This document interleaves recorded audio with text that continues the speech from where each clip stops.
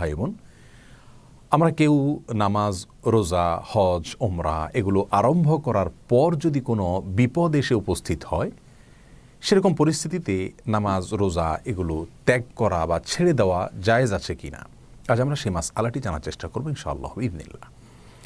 প্রিয় দর্শক, যে কোনো ইবাদত শুরু করার পর, বিশেষ করে ফরজ এবং ওয়াজিব ইবাদত শুরু করার পর সেটি কন্টিনিউ করা কর্তব্য। শরীয়তগ্রাহ্য ওযর ছাড়া সেটি ছেড়ে দেওয়া বা ভেঙে ফেলা জায়েজ নয়।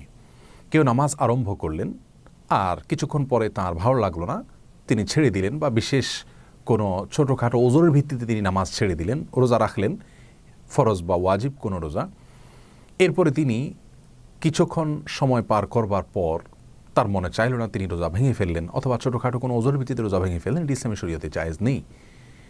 নফল ইবাদত যদি হয় তাহলে সেক্ষেত্রে শরীয়তগ্রাহ্য ওজর ছাড়াও কেউ চাইলে সেটি ভেঙে ফেলতে পারে, এরকম একটি মত রয়েছে ইমাম আহমদ ইবনে হাম্বল এবং ইমাম শাফি রাহিমাহুল্লাহর। যদিও ইমাম আজম ইমাম আবু হানিফা রাহিমাহুল্লাহ এবং ইমাম মালিক রাহিমাহুল্লাহর মত হলো এক্ষেত্রেও আবশ্যক হলো সেই ইবাদতকে কন্টিনিউ করা, পরিপূর্ণ করা। কারণ আল্লাহ রাব্বুল আলামিন বলেছেন, ওয়ালা তুবতিলু আমালাকুম, তোমরা তোমাদের আমলকে বাতিল করে দিও না। অর্থাৎ কোনো আমল আমরা শুরু করলাম, এরপরে সেটাকে নষ্ট করে ফেললাম কোনো শরীয়তগ্রাহ্য ওযর ছাড়া, এটি জায়েজ নেই। এখন কথা হলো, যদি কোনো বিপদের মুখোমুখি হই, জীবন বিপন্ন হওয়ার মতো পরিস্থিতির মুখোমুখি আমরা হই, তাহলে সে অবস্থায় নামাজ ছেড়ে দেওয়া, রোজা ভেঙে ফেলা জায়েজ আছে কিনা? এর উত্তর হলো, এরকম পরিস্থিতিতে নফল তো বটেই, ফরজ এবং ওয়াজিব নামাজও ছেড়ে দেওয়া, রোজাও ছেড়ে দেওয়া ইসলামী শরীয়তে জায়েজ রয়েছে, এবং এ বিষয়ে সারা পৃথিবীতে কোনো আলেমের কোনো প্রকার দ্বিমত নেই। ধরুন কেউ নামাজ আরম্ভ করেছেন, এমতো পরিস্থিতি তিনি দেখতে পাচ্ছেন কেউ তার দিকে ধেয়ে আসছে তাকে হত্যা করবার জন্য, কোনো সাপ তার দিকে অগ্রসর হচ্ছে তাকে দংশন করবে, সে আশঙ্কা রয়েছে, অথবা তিনি পানিতে ডুবে যাওয়ার মতো পরিস্থিতির মুখোমুখি হয়েছেন, অথবা সেই জায়গায় হঠাৎ আগুন লেগে গেছে, অগ্নিকাণ্ডের ঘটনা ঘটেছে, কিংবা ভূমিকম্প আরম্ভ হয়েছে, যে কোনো মুহূর্তে ভবন ধসে তিনি মৃত্যুর মুখে পতিত হতে পারেন বা বিপদগ্রস্ত হতে পারেন। এই ধরনের পরিস্থিতিতে নামাজ ছেড়ে জীবন রক্ষার জন্য নিরাপদ জায়গায় চলে যাওয়া ইসলামী শরীয়তে সম্পূর্ণরূপে জায়েজ রয়েছে। কারণ আল্লাহ রাব্বুল আলামিন কোরআন কারিমে বলেছেন, ওয়ালা তুলকু বিআইদিকুম ইলা তাহলুকা, তোমরা নিজেদেরকে ধ্বংসের দিকে ঠেলে দিও না, অর্থাৎ তোমার জীবনকে ক্ষতির মুখোমুখি তুমি করে দিও না।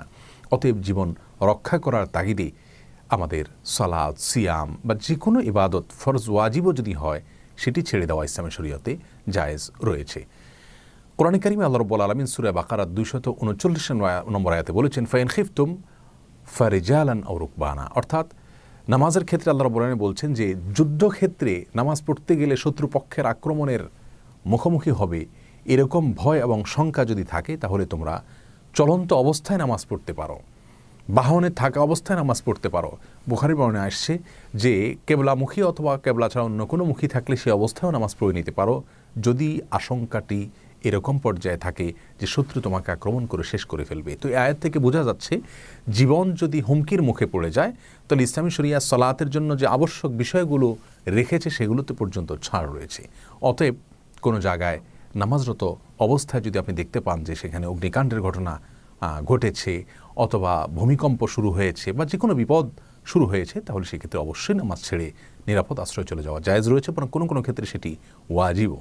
আপনি যদি দেখতে পান যে আপনার নিজের জীবন বিপন্ন নয়, কিন্তু আপনার সামনে অন্য একটা মানুষ বিপদে পড়ে যাচ্ছে এবং তার জীবন ক্ষতির সম্মুখীন হতে পারে, কেউ পানিতে ডুবে যাচ্ছে, কোনো শিশু মৃত্যুর মুখে পতিত হয়ে যাচ্ছে, এরকম পরিস্থিতিতে পড়েছে, আর আপনি সালাত ত্যাগ করে তাকে এই মুহূর্তে বাঁচানোর সুযোগ যদি থাকে, অবশ্যই সালাত ত্যাগ করে তাকে বাঁচানো উচিত এবং কর্তব্যের অংশ।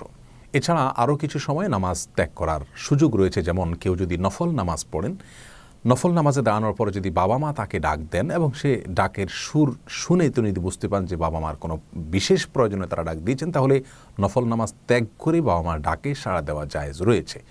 আর যদি ফরজ বা ওয়াজিব নামাজ হয়, তাহলে সেক্ষেত্রে নিছক তাদের কোনো সাধারণ প্রয়োজনে ডাকলে সেই নামাজ ত্যাগ করে তাদের ডাকে সাড়া দেওয়া যাবে না। আর এর বাইরে যদি অন্য কোনো আশঙ্কা থাকে, ক্ষতি বা বিপদের, ছোটোখাটো বিপদের কোনো আশঙ্কা থাকে, সেই পরিস্থিতিতেও নফল নামাজ ত্যাগ করা জায়েজ রয়েছে। আর ফরজ এবং ওয়াজিব নামাজ ত্যাগ করতে হলে এরকম আশঙ্কা থাকতে হবে যে আশঙ্কাটা তার জীবনকে হুমকির মুখে ফেলে দেয়, এই পর্যায়ের আশঙ্কা, তাহলে সেক্ষেত্রে অবশ্যই ফরজ ওয়াজিব নামাজ পর্যন্ত ত্যাগ করা জায়েজ রয়েছে। রোজা এবং অন্য ইবাদত ত্যাগ করার সুযোগ রয়েছে। আল্লাহ রাব্বুল আলামিন আমাদের সবাইকে ইসলামের প্রত্যেকটা বিধানকে যথাযথ উপায়ে পালন করার তৌফিক দান করুন।